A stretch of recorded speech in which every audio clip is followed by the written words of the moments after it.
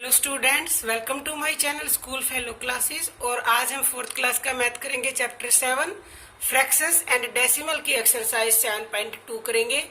और इस एक्सरसाइज में हम मल्टीपल सीखेंगे। हमने 7.1 में सीखे थे फैक्टर्स, और इसमें सीखेंगे हम मल्टीपल्स क्या होते हैं और मल्टीपल्स कैसे निकाले जाते हैं। तो चलिए स्टार्ट करते हैं।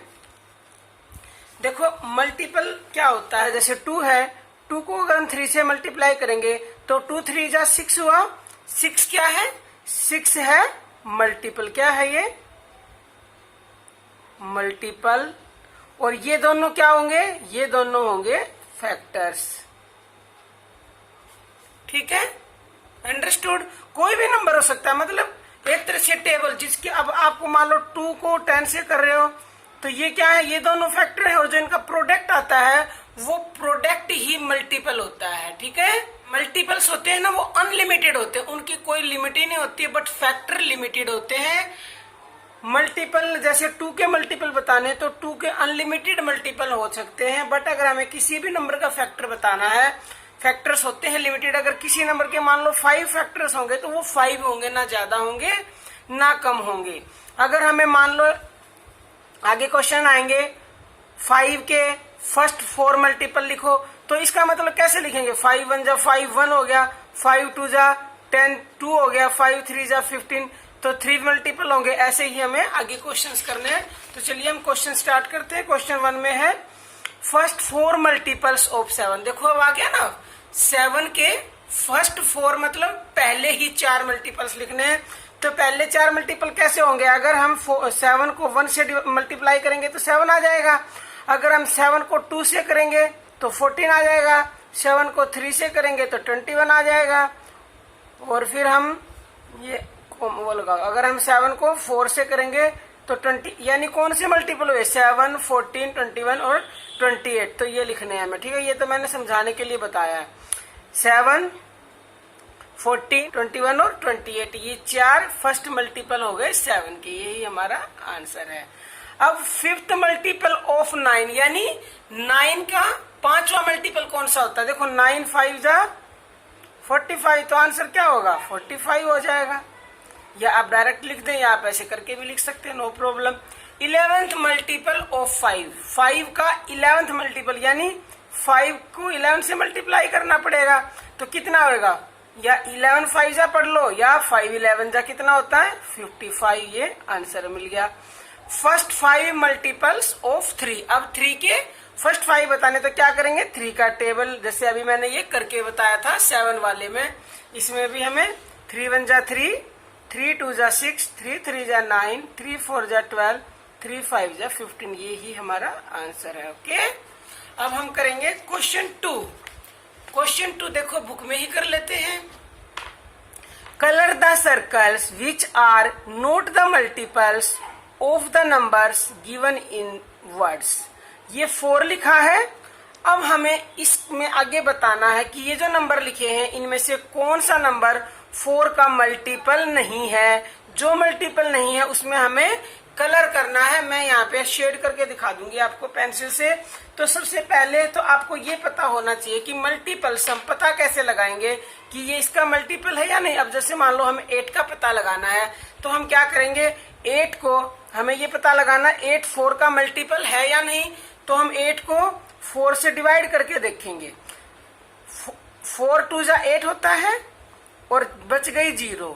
इट मीन्स ये 8 कंप्लीटली डिवाइड हो गया 4 से। जो नंबर कंप्लीटली डिवाइड हो जाता है, मतलब कोई भी नीचे रिमाइंडर नहीं बचता, 0 बच जाती है, तो वो उसका मल्टीपल होता है। इट मीन्स ये 8 तो 4 का मल्टीपल है। इस पे तो हमें कलर नहीं करना। 12, अब देखो कुछ का तो आप ऐसे ही बता सकते हो, 4 3 जा 12, ये मैंने समझा दिया था, अब आप कर पाओगे। 4 के टेबल में 12 आता है तो इट मीन्स वो कंप्लीटली डिवाइड होगा। ये भी है।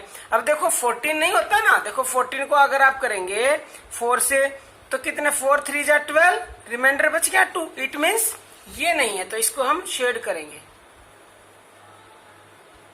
ठीक है, अब हमें आगे बताना है। 16 होता है, पता होगा आपको 16 तो होता है। 4 3 जा 12 और 4 4 जा क्या होता है?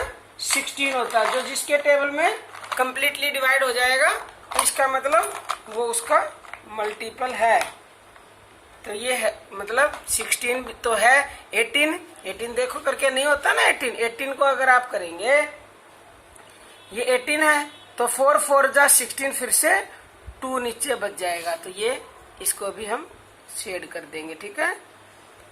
और 20 भी होता है 4 5 जा 20 फिर 22 नहीं होता ये 4 से डिवाइड नहीं होगा कंप्लीटली तो ये भी इसका मल्टीपल नहीं है। अब 6 का बताना है 18 होता है देखो 6 के टेबल में 3 जा पे 18 आता है मतलब कंप्लीटली डिवाइड हो गया।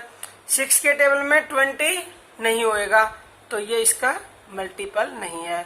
24 6 के टेबल में आता है 6 4 जा 24 ठीक है। और 26 नहीं आता 6 के टेबल में इससे डिवाइड नहीं होगा तो ये इसका मल्टीपल नहीं है।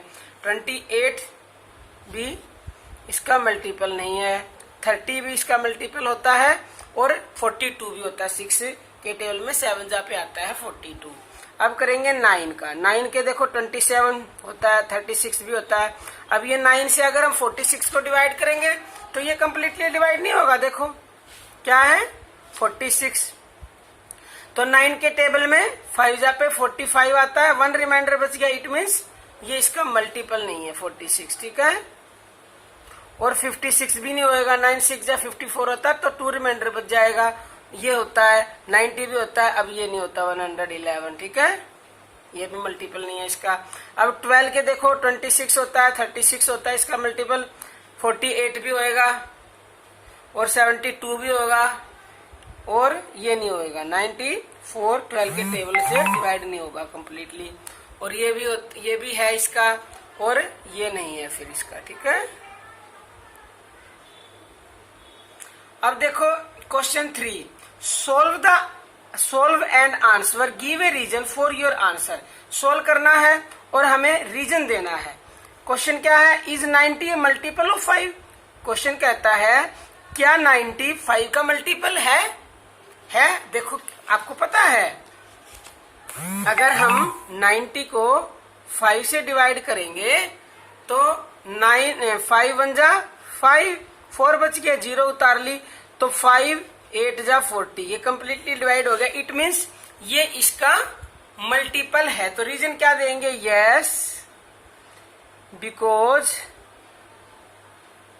90 डिवाइड बाय 5 डिवाइड हो रहा है और क्वेश्चन क्या आ गया क्वेश्चन आ गया 18 और रिमाइंडर क्या आ गया रिमाइंडर आ गया 0 तो 0 आ गया तो इट मीन्स ये कंप्लीटली डिवाइड हो गया। 124 ए मल्टीपल ऑफ 3। अब हमें बताना है 124 क्या मल्टीपल होता है 3 का तो हम डिवाइड करके देखेंगे 3 से 3 4 जा 12 और ये बच गया इधर 4 उतार लिया। अब 3 1 जा 3 रिमाइंडर क्या बच गया 1 बच गया इट मीन्स ये इसका मल्टीपल नहीं है। तो क्या लिखेंगे no because 124 divide by 3 question क्या बचा क्वेश्चन बचा था इसमें 3 क्वेश्चन 41 और रिमाइंडर 1 जो कि नॉट इक्वल टू 0 इसलिए ये इसका मल्टीपल नहीं है। अब 152 का बताना है 152 8 का मल्टीपल है तो देखो कैसे करेंगे इसको भी डिवाइड करके देखेंगे। ये डिवाइड करा तो ये 19 आ गया क्वेश्चन और नीचे 0 बच गया तो इट मीन्स ये इसका मल्टीपल है। तो क्या लिखेंगे yes because divide by 8 question 19 और रिमाइंडर 0 ठीक है। अब नेक्स्ट में करना है skip counting to complete the following sequence. अब ये सीक्वेंस दे रखा है ये स्किप काउंटिंग है 5 5 के गैप की ये मतलब 5 के मल्टीपल है 5 का मल्टीपल 5 का टेबल ही होता है 5 1 जा 5 5 2 जा 10 5 5 का गैप होता है। अब ये 25 30 35 40 फिर 45 और फिर 50 और फिर 55 ओके।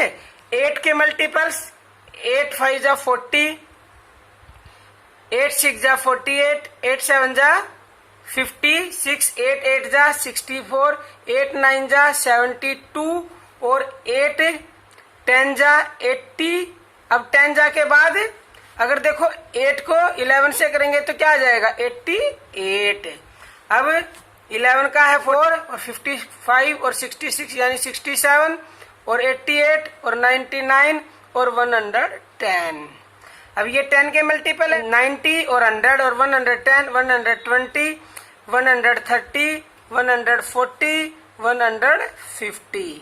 अब ये 13 के मल्टीपल है 65, 91, 104 यानी 13 का टेबल ही है ये। ठीक है। अब देखो क्वेश्चन है 5। क्वेश्चन 5 में है find 2 common multiples of the following numbers. अब हमें कॉमन मल्टीपल बताने हैं 5 के और 7 के। देखो वो कैसे बताएंगे, 5 के बताने हैं और 7 के बताने हैं, और ये क्वेश्चन भी 5 ही है। ठीक है, 5 क्वेश्चन है। अब हम क्या करेंगे, 5 का टेबल लिखेंगे, तक लिख लिया पूरा कंप्लीट टेबल। फिर 7 का लिख लो, 7 1 जा 7, 7 2 जा 14,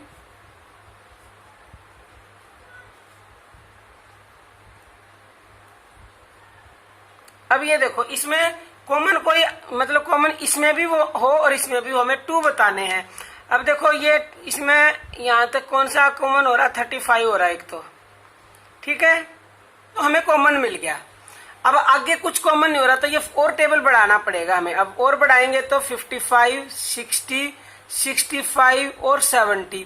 अब हो जाएगा, देखो ये 70 इसमें भी है और इसमें भी है, तो ये कौन कौन से दो हो गए, 35 और 70। ये हमारा आंसर हो गया। अब है इसी का बी पार्ट।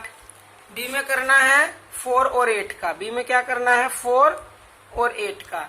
अब 4 का टेबल 40, फिर 44, फिर 48, फिर 52 और फिर 56 और फिर 60। ठीक है। अब 8 का लिखेंगे, देखो एक तो ये मिल गया, एक ये मिल गया, 8 और 8 दोनों में ही है, और ये हो गया यहाँ 16, इसके तो यही मिल गए। तो क्या हो गया, दो इसके कॉमन आगे लिखने की जरूरत नहीं, ना ये लिखने की जरूरत है ना ये, तो 8 और 16 आंसर हो गया इसका। ठीक है।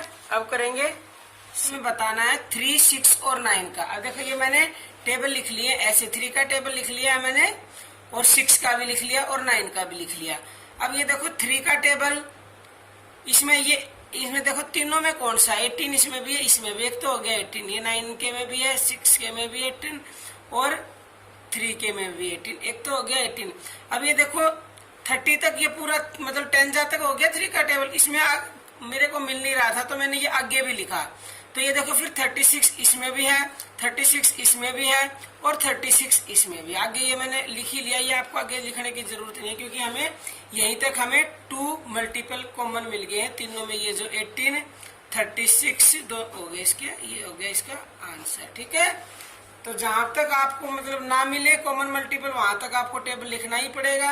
आपको ऐसे नहीं आए तो उसको मल्टीप्लाई करते जाओ। जैसे 3 10 जा के बाद 3 11 जा, फिर 3 12 जा यानी 12 3 जा, 13 3 जा, 14 3 जा, 15 3 जा, 16 3 जा। ऐसे या बात तो एक ही है ना, 3 12 जा बोलो या 12 3 जा बोलो, 3 13 जा बोलो या 13 3 जा, मतलब मल्टीप्लाई तो वैसे ही करना पड़ेगा।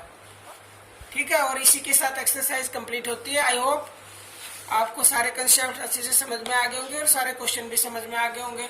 अगर आपको फिर भी कुछ समझ में नहीं आया हो तो प्लीज कमेंट करके मेरे से पूछ सकते हैं, अपने डाउट्स को क्लियर कर सकते हैं। और अगर आपको वीडियो पसंद आए तो लाइक कर देना और कमेंट जरूर करना। Okay, thank you, thanks for watching, और चैनल को सब्सक्राइब भी कर लेना।